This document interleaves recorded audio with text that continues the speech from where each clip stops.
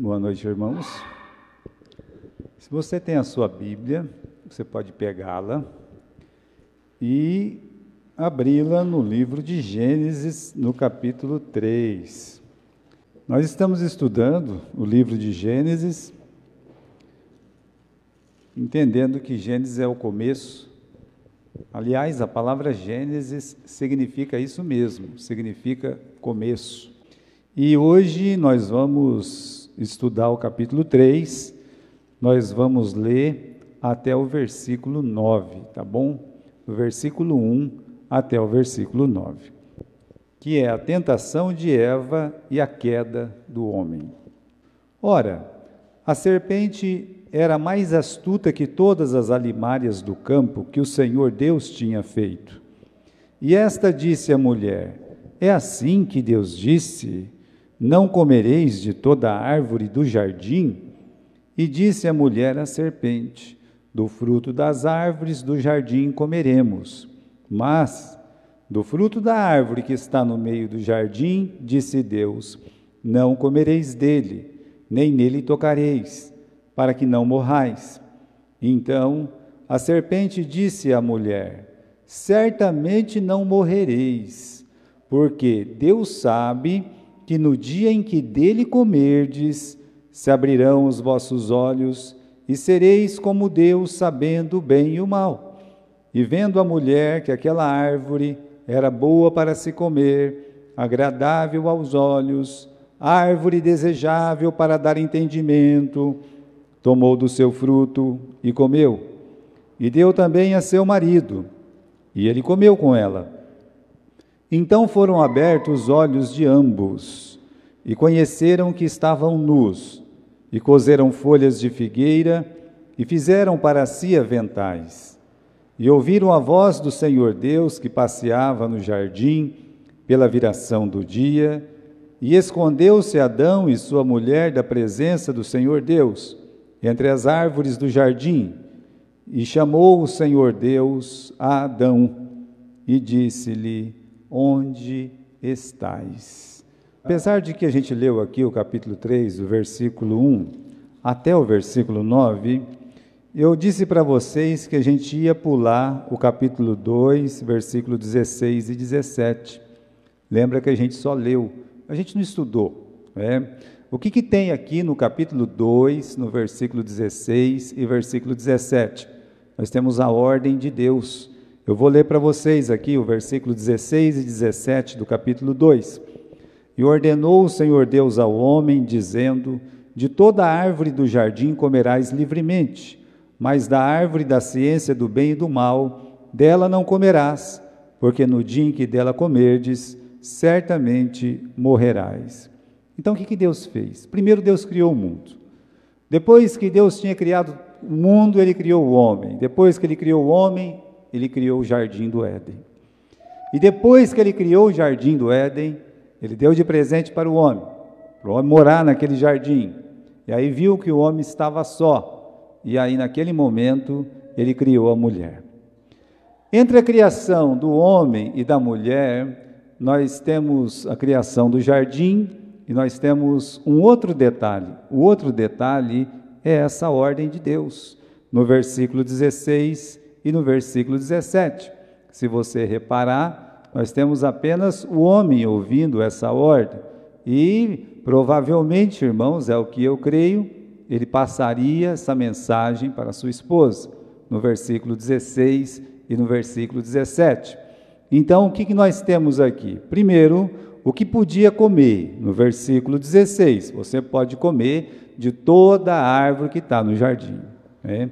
Depois, o que não pode comer? Bem, não pode comer, no versículo 17, da árvore da ciência do bem e do mal, porque no dia em que você comer, certamente você vai morrer.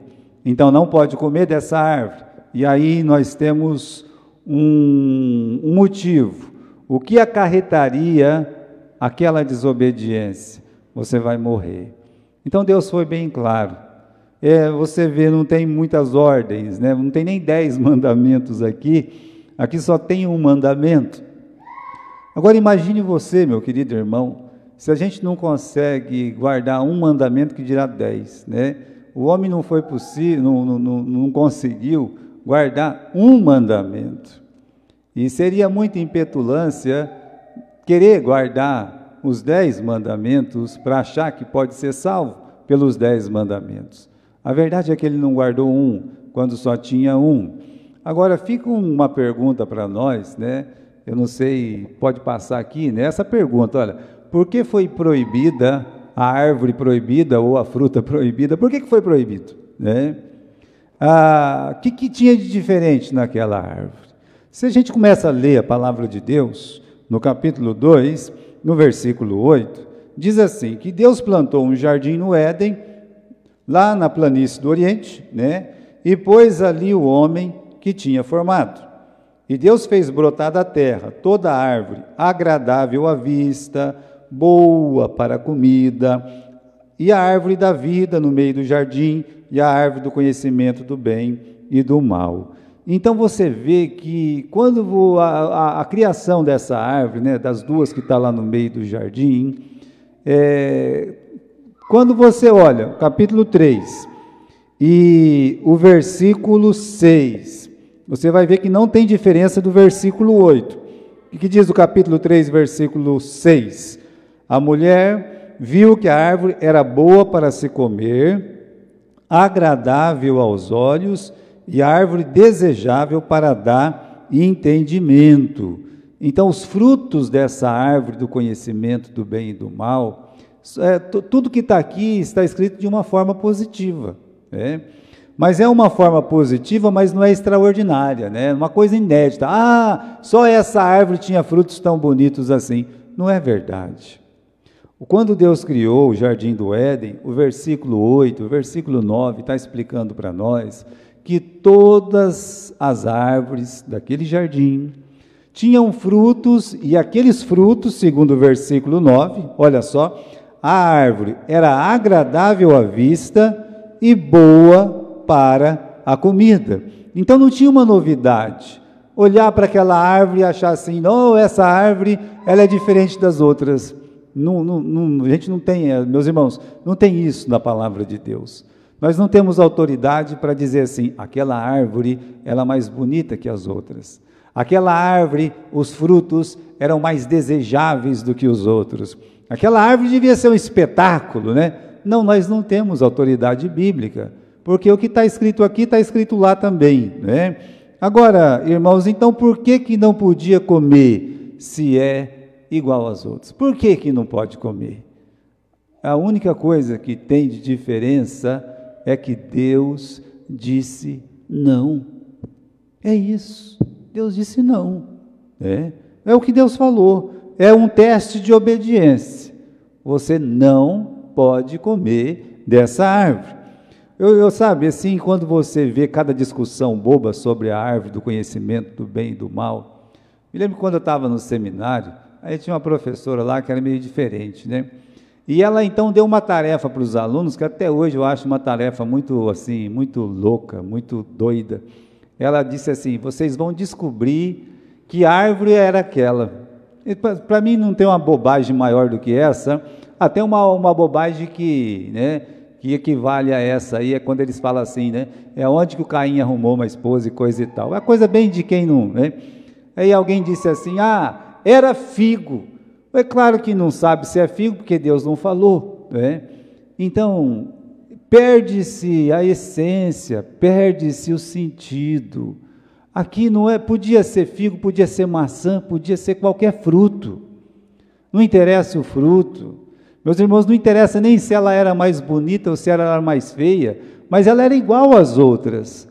A única diferença é que Deus olhou para aquela árvore e Ele disse assim, essa não. Aqui você não pode comer, não é para comer, né? Então a nossa obrigação é o quê? É cumprir o que Deus manda e não o que a gente acha que é melhor para nós. Agora até nós temos uma coisa escrita aqui, que bom é aquilo que Deus diz que é bom. É difícil entrar isso na nossa cabeça, porque é difícil de entrar isso na cabeça dos homens. Que bom é o quê? Bom é o que Deus definiu ser bom. E o que é mal? Mal é o que Deus definiu ser mal. Ah, mas aí fica muito simples. Não, não fica simples, não, é complicado. É complicado de entender isso aí.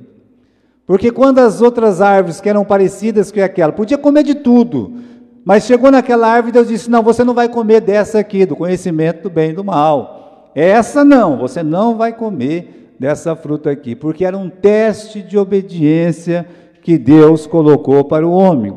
Agora, irmãos, existe uma estrutura religiosa, legal e moral, que está acima de nós, que está acima de mim, que está acima de você.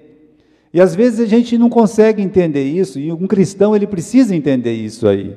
O quê? Que existe uma estrutura religiosa, legal e moral, e não está em nós. Essa estrutura é de Deus, ela vem de Deus. Agora, nós podemos, porque o homem ele gosta de se auto-justificar, de ficar racionalizando tudo, dando uma explicação para tudo, dando uma razão para tudo, querendo saber mais do que Deus. Então o homem é craque nisso aí, tá? E para onde que leva esse caminho? Se pensar, para onde que leva o caminho de cada um achar que aquilo que é certo, e ele se achar que aquilo que é errado? Para onde que leva um caminho desse? Bem, é claro que a gente pode pegar os extremos, mas é nos extremos que se chegam. Aí é que está. Quando o Stalin começou a matar todo mundo lá na Rússia, ele achava que era aquilo que era bom, entende? Aquilo é uma coisa boa, nós temos razão. Quando um camarada, ele enche o corpo dele de bomba, ele entra num avião, e ele explode um avião comercial, pessoas que estão com suas crianças, suas esposas, suas famílias, imagine você, prepara uma viagem, aquela viagem dos sonhos, eu quero ir para onde? Eu quero ir lá para Disneylândia, eu quero ir para Paris, Então você faz uma viagem, monta naquele avião, tá? E alguém chega lá na frente e fala, olha, vou explodir isso aqui. Vamos falar, ninguém merece, você está ali, você está com seus filhos, e alguém fala assim, isso é certo, Alá, Hakdá, sei lá o que lá, E explode o avião e pronto. Aí a pessoa fala assim para ele mesmo, ele está dizendo, isso que eu estou fazendo é certo. Mas quando a gente olha, meus irmãos, na perspectiva dele, ele está certo. Por quê? Porque ele segue a estrutura dele próprio. Então, cada pessoa achando que o que é certo e o que é errado, se a pessoa definir que cada um pode dizer o que é certo e o que é errado, então aqueles camaradas não estão errados, eles estão certos. Porque eles morreram pensando que estavam certos. Eu volto a repetir, existe uma estrutura religiosa, legal e moral acima de nós. Quem é? É Deus. Deus é o justo legislador, Ele é o justo juiz. Deus, Ele pode definir o que é bom e o que é mal. Ele olhou para aquela árvore, que era a árvore do conhecimento, do bem e do mal, e disse, você não pode comer dessa fruta. Dessa árvore aqui você não vai comer, porque no dia que você comer, você vai morrer. Então era assim, irmãos, um teste de obediência para o homem. Agora, é preciso crer nesse regimento, nessa legislação divina. Se os ímpios não quiserem entender isso, pelo menos o cristão, ele precisa entender isso aí. Então eu acho assim, que como cidadão do mundo, se você segue os 10 mandamentos, você vai ser um bom cidadão, uma pessoa religiosa, uma pessoa que separa um dia da semana para servir e louvar o Senhor, você vai honrar o seu pai, você vai honrar a sua mãe, você não vai roubar, matar, adulterar, cobiçar, nada disso, não vai mentir. Olha que cidadão maravilhoso você vai ser. Não, mas o senhor acabou de dizer que ninguém consegue, mas pelo menos tem uma lei, existe uma lei moral. Agora, se o homem, ele segue ou não segue, a lei moral de Deus continua. Aqui no Brasil, para um cristão, mentir é errado, matar é errado. Mas se ele for lá na Arábia, mentir e matar é errado também. Se ele for lá no Japão, é errado também. Se for em qualquer lugar deste mundo, mentir e matar é errado. É a lei moral. Ou seja, Um bom cidadão não vai fazer isso. Então, se a pessoa pensar, olha, os 10 mandamentos que Deus deixou me faz um bom cidadão neste mundo, faz um cidadão excelente nesse mundo, faz, né? Agora imagine quando você recebe aquelas pitadas de graça, de amor e misericórdia, que só um cristão pode entender. Quando você olha, meus irmãos, por exemplo, o capítulo 5, 6 e 7 do livro de Mateus, o que nós temos ali? Nós temos o sermão da montanha. E aí, não é só não matar. Eu não vou matar. Você não pode nem odiar ninguém, que dirá matar, né? Te leva para um outro patamar. Eu não posso roubar. Não, você não pode roubar. Então não vou roubar ninguém. Não, mas não é só isso. Você tem que trabalhar. Você tem que ter uma atividade. Para que você trabalhando, você vai receber para ajudar outras pessoas que precisam de ajuda. Está vendo? Você sobe um patamar. É diferente. Então, meus irmãos, é preciso crer nessa legislação de Deus. E Deus deu uma lei. Aqui é uma ordem de Deus no capítulo 2, versículo 16 e 17. Pode comer de qualquer árvore aí no jardim. Criei muitas árvores lindas, maravilhosas. Só que essa aqui você não pode comer. Porque no dia que você comer, certamente você vai morrer. Tá bom. Isso ficou definido. Ficou definido por quê? Porque quem manda é Deus. Isso tranquiliza o coração do crente, porque quem manda é Deus. Agora, pode apertar o coração do crente, pode apertar quando ele está errado, está em pecado, e é bom que aperte. É bom que o Espírito Santo incomode. É bom que ele seja cutucado pela palavra de Deus, que machuca, que mexe o seu coração. Então, quando nós transgredimos qualquer lei de Deus, aquilo machuca o nosso coração. E aí, irmãos, capítulo 3, versículo 1, ora, a serpente era mais astuta que todas as alimárias do campo que o Senhor Deus tinha feito. Esta disse à mulher, é assim que Deus disse, não comereis de toda a árvore do jardim? Olha lá vem a serpente, né? A serpente e o seu papel. Quem é a serpente?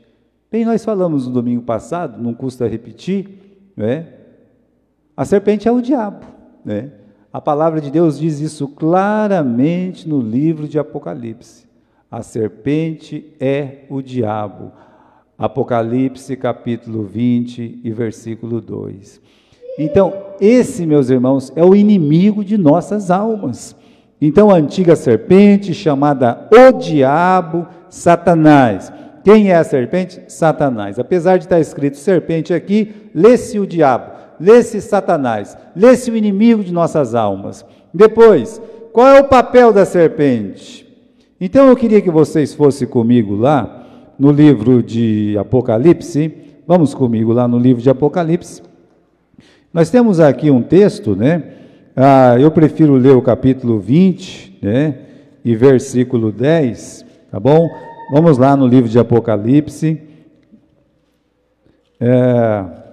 Veja só, capítulo 20 e versículo 10. O que diz lá? O diabo que os enganava, tá? Então você tem a palavra engano aqui. Agora volte para o capítulo 12 aí do livro de Apocalipse. Capítulo 12 e versículo 9. Foi precipitado o grande dragão, a antiga serpente, chamada o diabo e Satanás, que engana todo o mundo. Eu gosto dessa frase para poder entender, né, qual é o papel do diabo, qual é o papel de Satanás.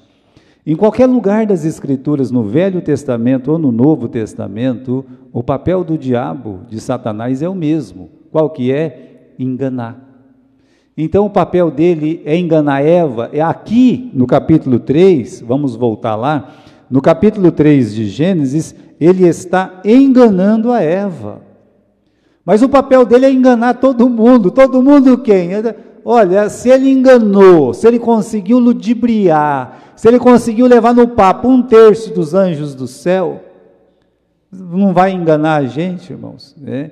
Então, ele está aqui nesse momento, no capítulo 3, no versículo 1, ele está enganando a Eva. Mas Paulo, ele diz, eu temo que como a serpente enganou a Eva, vós também sejais levados no papo, né? E se afaste da simplicidade que há em Cristo Jesus. O que isso significa? Significa que os crentes, eles estão sujeitos a ser enganados por essa serpente. Mas quando a gente lê aqui em Apocalipse, seja no capítulo 20, seja no capítulo 12, está bem descrito para nós ali. Satanás, o papel dele é o quê? Enganar todo mundo. É o papel dele. É isso que ele faz, sabe fazer isso aí, né? É fazer a pessoa acreditar em algo que é errado, que é falso, esconde a verdade no meio da mentira, né? Então esse é o papel dele. Ele tentou fazer isso com Jesus. Ele chegou em Jesus, transforma essas pedras em pão, você está com fome. Mas Jesus disse, não, nem só de pão viverá o homem. Levou ele lá para o pináculo do templo. Se precipita daqui, está escrito na Bíblia, que os anjos vão te segurar, e você não vai bater a cabeça lá embaixo. Aí Jesus disse, mas também está escrito, não tentarás o Senhor teu Deus. Veja, como ele tem o projeto dele com todos. O projeto é enganar Eva, é enganar o Adão, é enganar o Moisés, é enganar Davi, é enganar o apóstolo Paulo, os discípulos, é enganar o próprio Senhor Jesus. O único que não foi enganado foi Jesus. Ele foi o único. Ele não permitiu. Então, essa serpente é astuta, capítulo 3, versículo 1. Ora, a serpente era mais astuta, mais astuta. Continua, meus irmãos, ela ainda vive. Ela não foi lançada no abismo, e nem amarrada por 1000 anos. O que isso significa? Significa que a serpente está solta, significa que ela está aí zanzando, procurando alguém que ela possa, com o silvo dela, enganar, e ela sai para enganar, e ela engana, ela tem sucesso. Então, apesar de ser golpeada na cruz, ela ainda está operando. Ela vai ser, meus irmãos, lançada no abismo, mas quando isso acontecer, é aquele tempo de novo céu e nova terra. É o tempo que nós vivemos já 1000 anos com Jesus. Olha, quando acontecer da serpente ser lançada no abismo, você já está reinando 1000 anos junto com Jesus. Você já vai estar salvo quando isso acontecer. É muito astuto. Então a gente fica pensando, como pode? Como pode? Porque é muito astuto. É o que a palavra está dizendo. Como é que é Satanás? Está aqui no versículo 1. A serpente, o diabo, é mais astuto que todas as alimárias do campo que o Senhor Deus tinha feito. Segunda pergunta, Como é que ela faz para enganar? Bom, vamos aqui, versículo 1 ainda. Disse a mulher, é assim que Deus disse, não comereis de toda a árvore do jardim. É uma narrativa. Sabe que nós estudamos no seminário a narrativa bíblica. É o Espírito Santo falando a verdade para você. É o Espírito Santo narrando o que acontece para você, como está acontecendo aqui. Dentro da narrativa bíblica tem a narrativa. E qual narrativa? A narrativa, por exemplo, de Satanás. A narrativa do diabo, Então ele está dizendo aqui, é assim que Deus disse, Olha um jeitinho de colocar as palavras, Nada de chamar Deus de mentiroso, Nada de uma ofensa, nada de aparecer com um chifrinho e aquele rabinho, aquela cauda, com aquela seta, com aquele espetinho, Nada disso, não tem, ele não é vermelho, tá bom? Olha, ele vem suave, ele vem manso, ele vem, sabe, ele vem forte, E ele aparece aqui, não vai pensar que ele fala, Deus não gosta de você, Deus te odeia, Não, ele coloca a palavra de Deus em dúvida, coloca em dúvida as intenções de Deus também. Quando a mulher fala, não, é do fruto das árvores do jardim comeremos, versículo 2, mas do fruto da árvore que está no meio do jardim, disse Deus, não comereis dele, nem tocareis nele, para que não morrais. Aí a serpente disse à mulher, certamente não morrereis, porque Deus sabe que no dia em que dele comerdes, se abrirão os vossos olhos, e sereis como Deus, sabendo o bem e o mal. Não somente tem a narrativa dela, mas tem esse jeitinho de contradizer aquilo que Deus disse. Deus disse, certamente você vai morrer. Ela fala assim, não, certamente você não vai morrer, né? Você pode imaginar o tom de voz. Deus falando com uma voz mais firme, e ela falando de uma forma mole, sabe, assim, né? Fazendo por onde daquela palavra entrar no coração da mulher. Certamente, não é assim não, né? Não, de jeito nenhum. O quê? Nada disso, né? Então, irmãos, induz as supostas vantagens que são inexistentes. Ela fala assim, você não vai morrer. E outra coisa, Deus sabe, aí ela fala sobre Deus, né? O que ela disse, irmãos, não é uma mentira. É que ela esconde toda a verdade. Mas o que ela disse é a verdade. Aí no versículo 5, não quer dizer que ela é verdadeira. Deus sabe que no dia que dele comer, diz, se abrirão os vossos olhos, e sereis como Deus, sabendo o bem e o mal.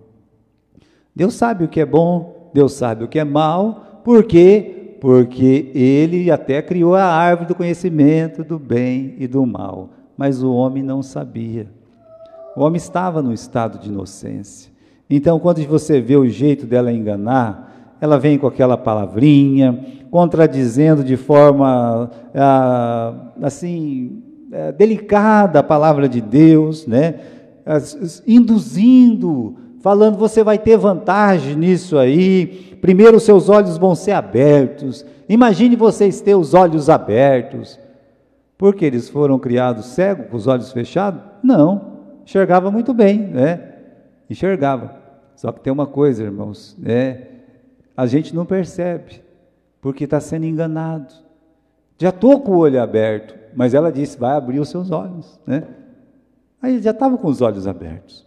Uma outra coisa que ela promete, vocês vão ser como Deus, está aí no versículo 5, olha, vocês vão ser como Deus. Era outra coisa que eles já eram, porque o capítulo 1, no versículo 26, o que nós lemos lá? Disse Deus, façamos o homem a nossa imagem e a nossa semelhança.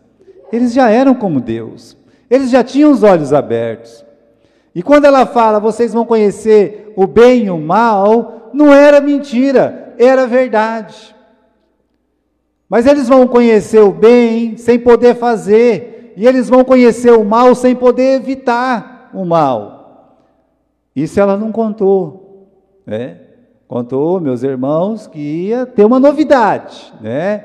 E o homem foi caindo nessa, a mulher foi caindo nessa novidade, do jeito que foi dito, né? Vamos continuar aqui, né? A mulher, ela vai cometendo alguns erros nessa história, né? Primeiro que ela começa uma conversa errada, ela está sozinha, não era bom, né? Ela está sozinha ali, poderia ter chamado o Adão, mas não chamou. O Adão também deixou ela sozinha, estava errado. Então aqui, está sozinha ali, não é bom. Não quer dizer que em si isso é mal ou pecado, mas não é a coisa mais certa. Agora, o teor da conversa era ruim. E quando a conversa vai pendendo para um lado, o que você tem que fazer? Você tem que cortar.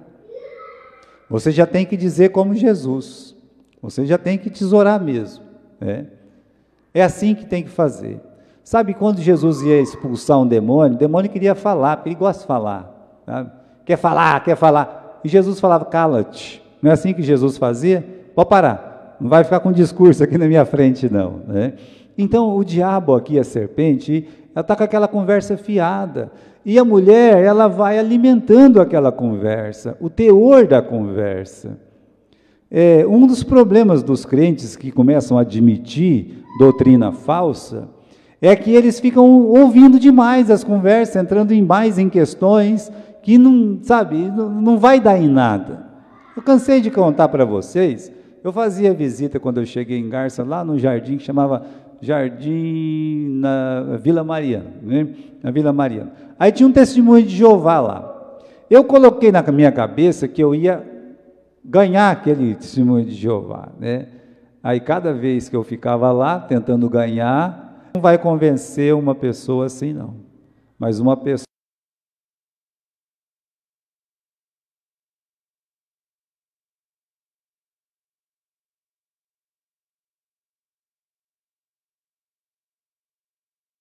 pessoa assim facilmente te convence, porque foi isso que aconteceu com Eva. Então, às vezes, a própria conversa te deixa vulnerável. É por isso que o apóstolo João, ele fala o quê? Que essas pessoas devem ser o quê? Evitadas.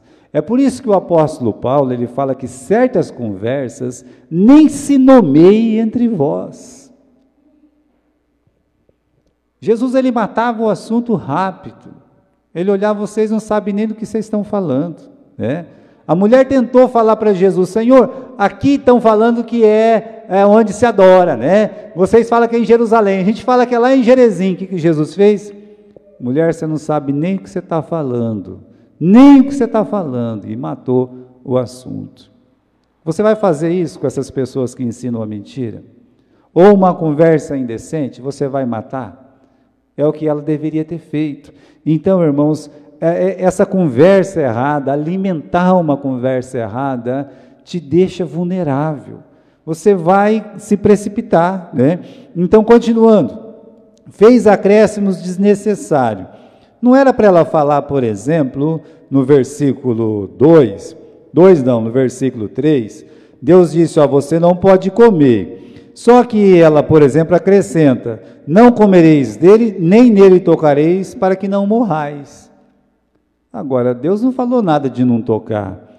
E toda vez que a gente está acrescentando alguma coisa ao que Deus disse, é errado também. A gente não deve tirar nada, diz a Bíblia, mas a Bíblia também diz para você não acrescentar nada.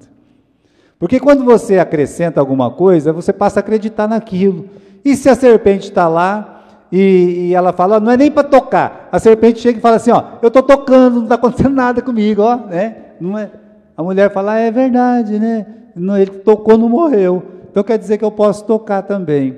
Então a gente não pode acrescentar nada à palavra de Deus. Isso é uma lição preciosa, porque o que acontece nas igrejas evangélicas hoje é um acréscimo desnecessário de usos, costumes, palavreados que não tem na Bíblia. Só que para quem não lê a Bíblia passa a ser a verdade.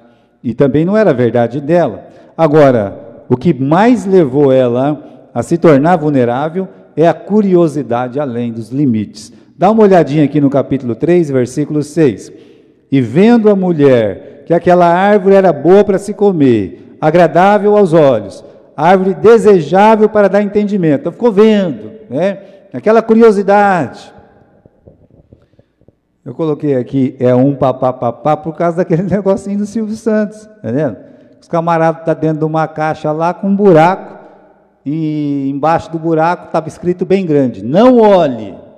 Aí fica lá, a turma do Irvo Holanda, gritando, papapá, papapá. Aí o camarada vai lá e coloca a cara, Quando ele coloca a cara, o que acontece? Vem uma torta na cara dele, pá, Aí o camarada reclama, ei, que palhaçada é essa aí? O que está escrito aí, meu amigo? Não olhe.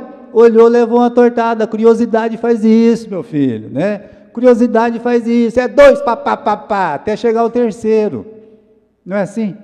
Olha, aquela piadinha lá, apesar de ser uma piadinha, aquilo é uma verdade. Aquilo somos nós.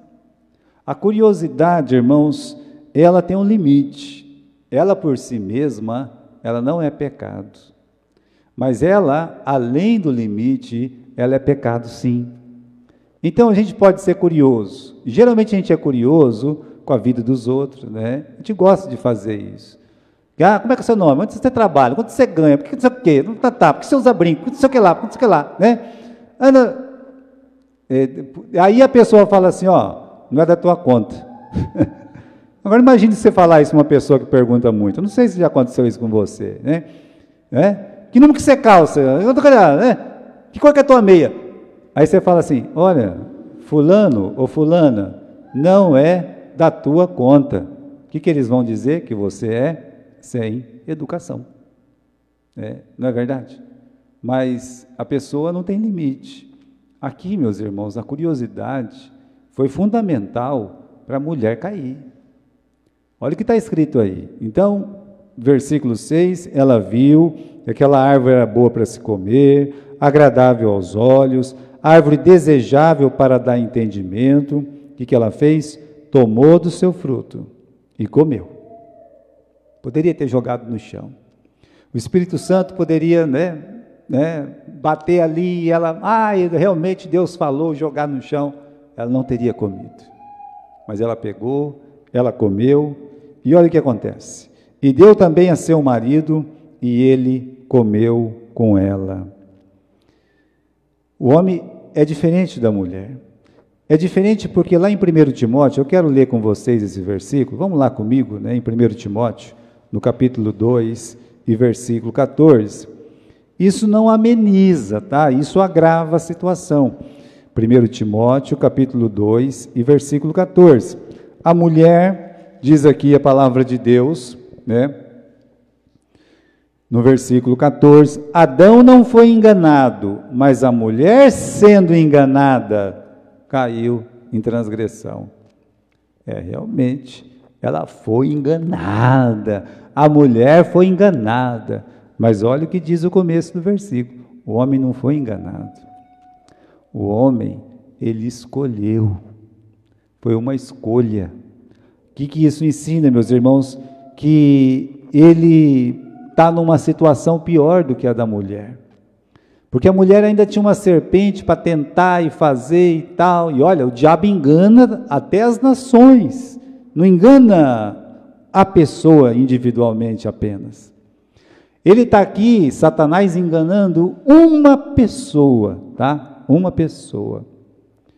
No livro de Apocalipse, a Bíblia diz que ele vai ser solto depois de 1000 anos, e vai fazer o quê? Enganar todas as nações do mundo.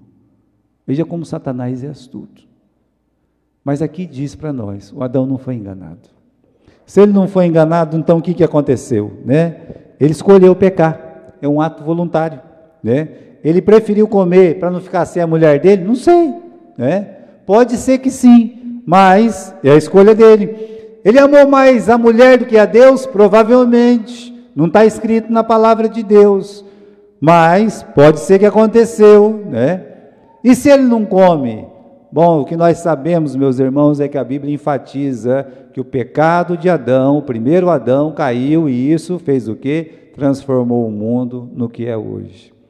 Até o momento que ele não come, e a gente não tem toda essa sabedoria para ficar falando desses assuntos, mas até o momento que ele não come, não tinha acontecido nada. Mas no momento que ele come, no versículo 7, vamos lá, capítulo 3 do livro de Gênesis, no versículo 7, o que acontece? Então foram abertos os olhos de ambos, e conheceram que estavam nus, e coseram folhas de figueira, e fizeram para si aventais. E agora, As coisas aconteceram, meus irmãos, quando o homem realmente comeu, tomou aquela posição, e é uma posição de escolha própria. Primeiro Adão caiu, nós precisamos do segundo Adão para a nossa salvação, tá? Então, e depois do pecado, o que aconteceu? Bom, primeira coisa que aconteceu, eles tiveram consciência. Eles não tinham antes, não tinham consciência, eles tinham inocência, é diferente. A inocência é diferente da consciência. Você pega uma criancinha pequenininha, ela é inocente. A criança é inocente. E às vezes ela, por não saber, ela vai lá e coloca o dedo aonde? Na tomada, não é verdade? É uma vez só também, sabe? Se não morrer eletrocutado, é uma vez só. Pode ter certeza disso. Se ela vai com o dedinho dela, ela tomou choque ali, você está entendendo? Acabou, é uma vez só, ela não vai colocar o dedo mais lá, tá certo? Por isso que tem muitas mães que chega na criança, pega a criança, leva na beira do fogão e faz o quê? Coloca o dedinho dela lá e dá aquela queimada. Tá vendo? Chega aqui perto para você ver como é que é, E aquela criança acaba aprendendo. Opa, eu não posso chegar aqui, Porque se eu chegar aqui, vai me queimar todo. Por quê? Porque é inocente. Então, continuando, Eles passaram a conhecer o bem e o mal, É o que eu falei para vocês. Paulo, ele cita essa questão da seguinte forma, e aí eu convido vocês para ir lá no livro de Romanos, no capítulo 7, para entender o que aconteceu com o homem ali naquele momento. Eles descobriram quão miseráveis eles eram. Romanos capítulo 7 e versículo 19. É o conhecimento de si mesmo. Eles descobrem o que Paulo descobriu. Paulo descobriu: miserável homem que sou, né? Capítulo 7 do livro de Romanos e versículo 24. Miserável homem que sou, quem me livrará do corpo dessa morte?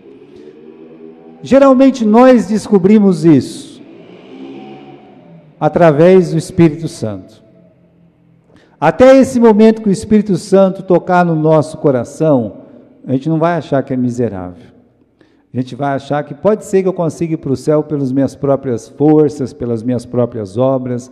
Mas olha o versículo 19, diz assim: eu não faço o bem que eu quero, mas o mal que eu não quero, esse eu faço. Resumindo, né, eles iam conhecer o bem sem força para fazer o bem. Sem força, meus irmãos, para olhar aqueles 10 mandamentos e dizer: eu cumpri os 10 mandamentos. Não pode, não tem força para isso. Nós não temos como fazer isso. Eles iam descobrir o mal sem poder evitar o mal. Você está andando, você está todo em santidade, você está, sabe, você veio para a igreja, você orou aqui na igreja, você cantou com os irmãos, você está feliz, né? Aí de repente o que acontece? Você sai na rua, justamente nessa esquina da nossa igreja, que tem uma poça ali, né? E de repente passa um carro correndo, joga aquele barro todo na sua cara, e você vai olhar para aquele camarada, e você vai dizer: ô meu amigo, como eu te amo, né? Como você é um cara maravilhoso, né? É assim que acontece? Eu sei que não é assim que acontece. Não é. Você vai pensar assim: o cara fez por querer. Não, às vezes ele nem fez por querer, ele passou, estava conversando no celular, ou ele é ruim de direção mesmo, porque tem um lugarzinho certinho da poça, né? Você não imagina que a pessoa vai colocar o pneu do carro justamente, mas foi lá que ele colocou, né? Na tua cabeça ele fez de propósito, mas às vezes ele não fez de propósito, às vezes fez, mas você não vai querer abraçá-lo, beijá-lo, não é isso que acontece. Lembra, né, que eu contei, esse é um caso verídico, né? A gente estava num acampamento uma vez, e teve uma discussão de 2 carros na estrada, vindo de São Paulo, né? Um fechou o outro, não sei o que aconteceu, uma bagunça lá, e tal, né? E um fez um sinal lá, o outro também fez, sabe como é que é? 2 crentes consagrados, né? 2 diáconos, então a briga está no nível acima, né? E eles vieram, e daqui a pouco passa para um lugar, o outro passa no mesmo lugar, parece que um está seguindo o outro com medo, entra na mesma estradinha, né? Depois entra na mesma estradinha de chão e vão parar os 2 justamente no acampamento Palma, né? E aí descobre que são irmãos em Cristo. Olha que situação mais constrangedora, né? Você que estava me fechando lá, não, você que... Aí, sabe, mas ficaram amigos, se perdoaram um ao outro. Vê, irmãos, eles não têm força para fazer o bem, e eles não conseguem evitar o mal. Então, quando nós voltamos lá, no capítulo 3, essa consciência é isso que está acontecendo aqui. Abriram-se os olhos, né? Abriram-se os olhos e conheceram que estavam nus. É esse conhecimento de si mesmo, da sua própria miséria. Depois, no versículo 7 ainda, eles fizeram folhas de figueira. Vamos arrumar, vamos consertar a bobagem que a gente fez. Aí foi lá, a primeira árvore que encontraram talvez, e umas folhas melhorzinhas, folha de figo, né? E fizeram umas folhas lá, ficou até bonitinha a roupa, né? Se fosse hoje ia ser a moda, mas colocaram lá e tal, né? Por que moda? Porque hoje é tudo ecologia, né? Então uma roupa ecológica mais que essa não tem, né? Então colocaram uma roupinha ecológica lá, ficaram bonitinho, né? Mas com muito medo. É um esforço em vão. Olha só, fizeram aventais para si e ouviram a voz do Senhor que passeava no jardim na viração do dia. Escondeu-se Adão e sua mulher da presença do Senhor entre as árvores do jardim. Ou seja, eles fazem um avental aí, é um remédio, vamos remediar o mal. O homem não pode remediar o mal que ele faz. É só Deus que pode curar pecado. Pecado, só Deus pode curar. É por isso que João Batista, ele disse: eis o Cordeiro de Deus que tira o pecado do mundo. Toda aquela coisa do Velho Testamento de matar um cordeiro, derramar o sangue, coitado do animal, eu também tenho dó. Tem que fazer isso aí, é porque aquilo representava a morte de Jesus Cristo, o Cordeiro de Deus. Então o homem, ele, com a religião dele, com o jeito dele, ele não pode se cobrir da vergonha, da sua miséria, do seu pecado. Ele até tenta, mas ele não consegue. E tem que se esconder da presença de Deus, é o medo. Aqui no versículo 9, quando Deus pergunta, onde você está? Ele fala no versículo 10, eu fiquei com medo porque eu estou sem roupa. Quem te disse que estava sem roupa? Bem, Deus sabe tudo, Deus já sabia a resposta, mas isso dói mais ainda no coração do homem, porque ele tem que assumir o pecado dele, ele acaba não assumindo. Isso é outra verdade também. Então, meus irmãos, as consequências do pecado é esse medo, é essa perdição, tem que se esconder, ou seja, não tem mais comunhão com Deus. O homem e Deus estão separados desde que pecaram. Aí o profeta Isaías diz, os vossos pecados fazem separação entre mim e vós. Aí Paulo diz, todos pecaram e estão separados da glória de Deus. O primeiro foi Adão e Eva, eles foram os primeiros a cair na transgressão e no pecado. Se você quiser, inverta, Eva e Adão, tanto faz, o primeiro casal pecou, e o primeiro casal ficou afastado de Deus. É Deus que fugiu deles, não, o pecado faz você ficar longe de Deus. E olha, Deus é tão bom, tão maravilhoso. Eu quero terminar essa ponderação com essa pergunta de Deus, no versículo 9. Vamos ler o versículo 8 e 9. Ouviram a voz do Senhor Deus. No original está assim, ouvir os passos de Deus. Mais ainda, seria como se ele estivesse ouvindo a movimentação de Deus. Deus se movendo entre aquele jardim. Deus, ele continua ouvindo. Apesar do homem ter pecado, Deus, ele está ali. Ele foi, continua, Ouvi a sua voz que passeava no jardim pela viração do dia, e escondeu-se Adão e sua mulher da presença de Deus entre as árvores do jardim, e chamou o Senhor Deus a Adão e disse, onde estás? Essa pergunta revela duas coisas. Primeiro, que o homem estava perdido. Onde você está? O que isso mostra? Que o homem está perdido. E o que mais essa pergunta mostra? Essa pergunta mostra que Deus, ele veio nos buscar. Que o homem está perdido, mas também, olha, quando Deus pergunta onde você está, é porque Deus está preocupado com essa alma. O pecado não afastou eles de Deus, afastou. Então Deus podia dizer, olha, anjos, faz o seguinte, porque é assim que vai acontecer no dia final, Os anjos vão lá, vai mandar todo mundo para o inferno e pronto, acabou, Ele poderia pegar o Adão e Eva e falar assim, olha, vocês não são dignos de ficar nesse jardim, Eu dei uma ordem para vocês, vou tirar vocês daqui, vocês vão morrer pesteados lá para o outro lado, E estão condenados para o inferno. É melhor, me enfezei, já vou mandar vocês dois direto para o inferno, morrer é agora, Deus poderia ter feito isso. O que é bom, meus irmãos, no pecado? No pecado não tem nada bom. A pessoa fala assim, mas o pecado trouxe o amor de Deus. Não, Deus já é amor. Deus já é um Deus gracioso.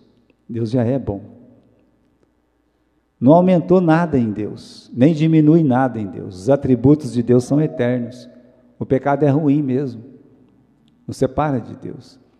Agora, através do pecado do homem, há uma revelação do que Deus é a mais, para nós, entende?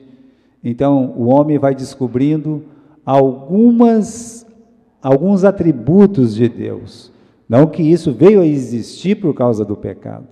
Como eu disse, não tem nada bom no pecado. Aí nós podemos ver como Deus é gracioso. Ele vem buscar o homem, onde você está. Isso é a demonstração de amor. Deus amou o mundo, lá o apóstolo João ensina para nós no capítulo 3, versículo 16.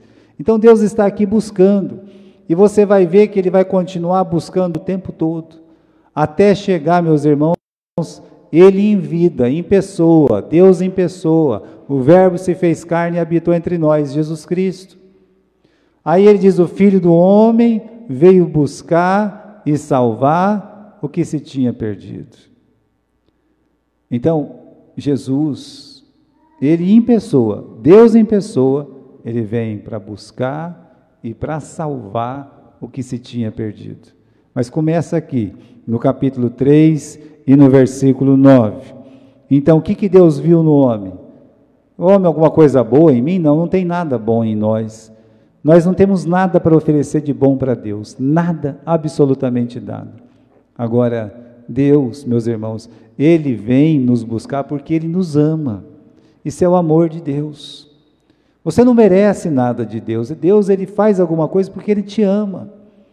Então, o amor de Deus é sem tamanho, sem medida. É por isso que não tem jeito de calcular. Quando fala Deus amou o mundo de tal maneira, é porque não tem cálculo para isso. É como se Ele dissesse, olha, eu não sei nem como falar, mas Deus te ama. É isso que o João está dizendo lá. Imensurável o amor de Deus. Se você olhar as histórias da Bíblia, aquele pastor sai buscar a ovelha perdida. O que ele viu na ovelha? Uma ovelha desobediente. O pai fica esperando a volta do pródigo. Mas o que o pai viu no pródigo? Né? O pródigo a palavra já está dizendo, é um desregrado. Mas ele está esperando, ali. Né? Só a eternidade vai poder nos dizer o que Deus viu no pecador. Mas Ele nos ama. Deus nos ama. Ele não quer que o homem vá para o inferno. Ele não quer que o Adão e a Eva morram e vá para o inferno. É por isso que Ele vai fazer uma promessa na semana que vem, é a promessa de salvação. Se o homem fecha o caminho para Deus, então Deus, Ele abre um caminho para o homem. E esse caminho é a cruz. Esse caminho é Jesus Cristo. Se está fechado o caminho no capítulo 3, nós vamos ver isso a semana que vem, Jesus lá está gritando para todos, eu sou o caminho, a verdade e a vida. Se a porta se fecha no capítulo 3, Deus também, Ele fala lá no Evangelho de João, no capítulo 10, eu sou a porta. Está vendo? A porta se fecha no capítulo 3, Jesus Ele abre no capítulo 10 de João. É assim, irmãos. É o amor de Deus, Deus procurando o pecador. E nós vamos falar mais sobre isso na próxima semana, né? Então, o que a gente aprende aqui? Primeiro é o plano de salvação, né? O homem ele foi criado sem pecado, o homem caiu no pecado, por isso ele está perdido. O Adão está escondido, está perdido, separado. Não pode mais ver a presença de Deus. Deus apareceu, quando Deus aparecia, ele ficava todo feliz, e agora ele não está mais feliz, ele não quer mais ver Deus. O pecado faz isso. Com medo, assustado. Mas Deus vem em seu socorro, acrescente-se através de Jesus. Através de Cristo, Deus veio nos socorrer. Nós temos que ser gratos a Deus. Você já entregou sua vida a Jesus? Amém. Não entregou? Entregue a sua vida a Jesus. Olha, o Adão, ele pecou. Aqui ele pecou só uma vez, né? Para você ver como é que é a coisa. E está perdido. Imagine quantas vezes uma pessoa peca. Aí vem Jesus e diz que quer limpar todos os seus pecados. Segundo, que a serpente ainda está ativa. Isso não é para fugir da nossa mente, né? Ele continua a enganar as pessoas, continua a enganar nações. Tá? Não pensa que é uma pessoa, não. As nações são enganadas por Satanás. quer apenas a perdição de suas vítimas. É o que ele quer, que você se rebele contra Deus. Estou dizendo isso aqui para os crentes, para as pessoas que todos os dias dizem que amam a Deus. Ele quer isso, quer a nossa perdição também, não a perdição do inferno, mas ele pode sim levar você a ter a perca da alegria da salvação por causa do pecado. Sempre tentará nos afastar de Deus, é o projeto dele. Já que ele não pode te levar para o inferno, então que a sua vida seja um inferno aqui em vida, né? Para você não sentir aquela alegria em Deus. Ele vai fazer de tudo para isso. Queria ler esse versículo com vocês, que é 2 Coríntios 11:3, o conselho de Paulo. Eu temo que assim como a serpente enganou a Eva com sua astúcia, assim também sejam de alguma sorte corrompidos os vossos sentidos, e se apartem da simplicidade que há em Cristo. Aqui é para os crentes que ele escreveu isso. Os coríntios eram crentes. Se apartar da simplicidade que há em Cristo. Como? Corrupção dos vossos sentidos.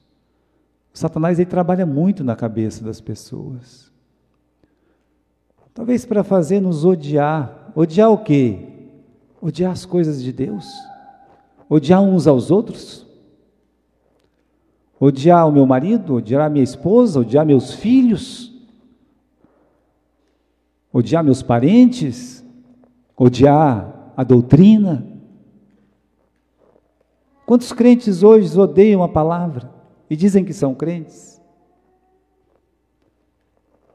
Quantos crentes hoje aceitam a narrativa do mundo e esquecem a narrativa de Deus? Já pararam para pensar?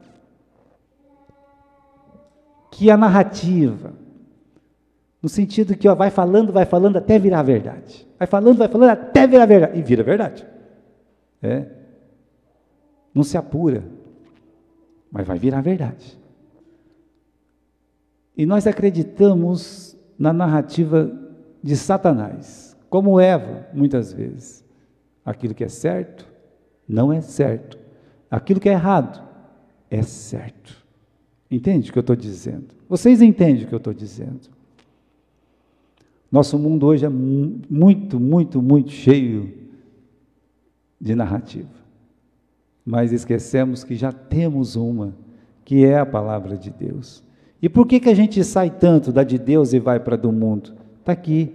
Assim também sejam de alguma sorte corrompidos os vossos sentidos. Você sabe que essa palavra corrupção é como se fosse ferrugem. O portão lá de casa, ele não é um portão velho, é considerado até um portão novo, sabe? Pela idade que ele tem, não é tão velho assim, para estar do jeito que está. Mas aí os cachorros vão lá, né? E está tudo podre embaixo. Acredita nisso? Mas começou com ferruginha. Aí você vai lá, passa uma... e aí vai enferrujando. Quando você pensa que não, cai um pedação. Não é assim que acontece com a ferrugem? A mesma coisa. Vai minando a nossa mente. Olha, eu digo para você, meu irmão, você que está assistindo na live, não permita que o diabo te afaste disso, olha, da simplicidade. Era tão simples para Eva dizer, vou comer não. Deus falou para não comer. Aliás, eu nem sei por que eu estou conversando com a senhora, dona serpente. Não sei, né? Adão, olha aqui essa serpente aqui falando bobagem aqui, né? Era 2 contra 1. O livro de Eclesiastes diz que os dois juntos, o que acontece? É melhor serem 2 do que 1, porque sendo os dois podem resistir, né? Caindo um, o outro se levanta, vai lá, tal. Então, podia juntar lá, mas não aconteceu. Ela aceitou, né? Então, irmãos, nós estamos vivendo um tempo muito difícil para o cristianismo. O cristianismo que eu falo é o verdadeiro, é o autêntico, é o da Bíblia, é o da palavra de Deus. É um tempo muito difícil. Talvez quando a gente tinha lá na idade de 15 anos, 13, quando eu me converti, jamais, a nossa briga era a respeito do Espírito Santo, sabe? Era dos dons do Espírito Santo. É para isso que um crente brigava com o outro. Quem tinha mais, quem tinha menos, né? Era isso que acontecia. Mas hoje, nós estamos brigando, e a maioria dos crentes já estão se dividindo sobre se a Bíblia é a verdade ou não. Isso já é geral. É uma coisa que acontece. O que a Bíblia fala, não é bem assim, como a serpente falou. Então, não nos afastemos da simplicidade que há em Cristo Jesus. Aqui no seminário, o nosso lema é: eu leio a Bíblia, tá? Eu leio, eu creio, tá? Tenho que crer, e eu adoro. Mas, pastor, não é melhor falar assim: eu leio, eu creio, eu adoro, e eu obedeço, né? Ou eu compreendo? Olha, você tem que adorar. Nem sempre você vai ter força para obedecer. Deveria, né? E nem sempre você vai entender tudo que você está fazendo ou lendo na Bíblia. Como Jesus disse: o que eu faço agora vocês não entendem, mas vocês vão entender depois. Oxalá todo crente, para qualquer coisa que se lê na Bíblia, dissesse: eu leio, eu creio, eu adoro a Deus. É um momento de sofrimento, mas eu adoro a Deus. Eu não quero obedecer isso. Eu adoro a Deus, tenho que adorar a Deus.